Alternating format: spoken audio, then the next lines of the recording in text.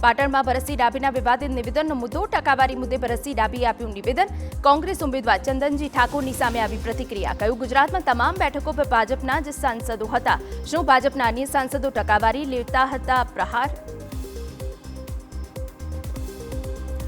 રાજકોટના કાર્યક્રમમાં ભાજપ પ્રદેશ પ્રમુખ પાટીલે કાર્યકરોની ટકોર કરી સોશિયલ મીડિયા પર બિનજરૂરી મેસેજ મૂકી સમય ન વેડફવા કહ્યું સોશિયલ મીડિયાનો યોગ્ય ઉપયોગ કરી સરકારી યોજનાઓની માહિતી લોકો સુધી પહોંચાડવાની સલાહ આપી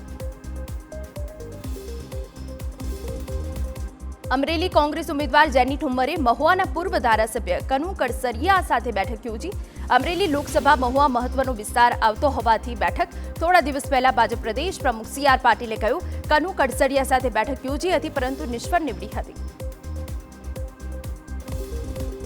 સાબરકાંઠા લોકસભા ભાજપના ઉમેદવાર શોભના બારૈયાએ કર્યા પ્રચારના શ્રી ગણેશ શોભનાબેને કહ્યું કે ભીખાજી ઠાકોર પણ મારા મોટા ભાઈ છે અને તેમના સમર્થકો પણ મારા ભાઈઓ 5 લાખ કરતાં વધુ મતથી જીતવાનો વિશ્વાસ વ્યક્ત કર્યો